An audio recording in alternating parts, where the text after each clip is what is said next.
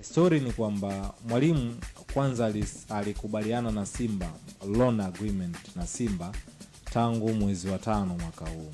Walikubaliana. Ndio. Mwezi wa 4 wa 5 walikubaliana kwamba inabidi aongeze msimu mmoja wa mkopo kwa sababu mchezaji wa Wydad Casablanca kwa miaka 4. Kwa hiyo walivyo sign loan agreement ilikuwa kwamba Simba Wydad walitaka $50,000 waweke mkataba wa mkopo wa mwaka, mtatopa $50,000 zingine. Simba wakasema sawa, tuko tayari, na Simba na mchezaji wakamalizana. Msimu ulivyoisha, kwanza kabla msimu hujaisha, rais wa Wydad bana Hisham aliwaambia Simba na alimwambia Selemani kwamba bana, mimi na mpango wa kubwaga Wydad hapo. Kwa waambie Simba hiyo hela walipe mapema ili wewe loan yako tu upload details na nini ubaki kwenye hiyo timu. Lakini haikwenda vile hiyo $50,000. Bado kaiko benki. Hisham akawa ametoka kwenye timu, akaja rais mwingine sasa ndani ya timu.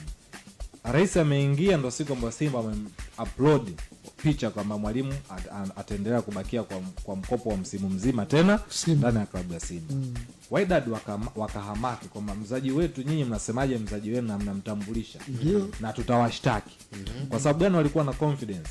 Kwa sababu Wydad hakuupload loan contract ili mchezaji arudi Simba kwa msimu mwingine. Wakaambia hii sisi makubaliano hatuyatambui. Simba walivorudi sasa kunegotiate nao, Wydad wakawaambia kwamba hatuwezi kufanya biashara tena $50,000. Tunahitaji $120,000 za Kimarekani. Kwa kutoka 50 ikaongezeka $70,000 kwa sababu ya delay. Delays na uongozi mpya ulipofika kasema $50,000 haiwezekani. Tupeni $120,000. Ndio. Kwa ndo maana Selemani alirudi Wydad. Kwa wakanegotiate kila kitu. Simba na Wydad wakakubaliana kwamba hiyo $120,000 Simba basi sisi tutafaje? Tutalipa. Hapo mchezaji alikuwa na push. Kwa mujibu wa mwandishi wa Morocco anasema mchezaji alikuwa na push ili arudi Simba kucheza kwa sababu mazingira ya Morocco ni magumu. Umeelewa vizuri? Hata pia wanachomlipa Morocco kule ni kidogo, na ili apate hiyo fedha atakiwa acheze mechi 15 kwa msimu. Unaona Kwa dogo kwa na push arudi wapi? Arudi Tanzania. Kwa sababu ile fedha ikaonekana ni nyingi, $120,000 kutoka $50,000 ambao umechelewa kulipa. Kama 50 tu ulichelewa. Ikatokea delay. Kwa mchezaji, kumbuka Simba kishalipa $120,000 inabidi wampe loan fee mchezaji. Ambapo loan fee Selemani anatakiwa apewe milioni 160 za Kitanzania. Kutokana na kwamba Selemani huku mshahara anampa mkubwa kule mdogo na anataka kurudi nyumbani, akawaambia Simba pamoja na kwamba yote imeongezeka $120,000 katika signing fee yangu, loan fee yangu nipeni 100. Alafu milioni 60 ongezeeni katika hela ambayo atakuwa mwatumia Wydad Athletic Club. Hiyo ni kwa mujibu wa mwandishi wa Morocco kwamba nipeni 100 signing fee yangu, alafu 60 ongezeeni kwenye ile hela malizana na nani?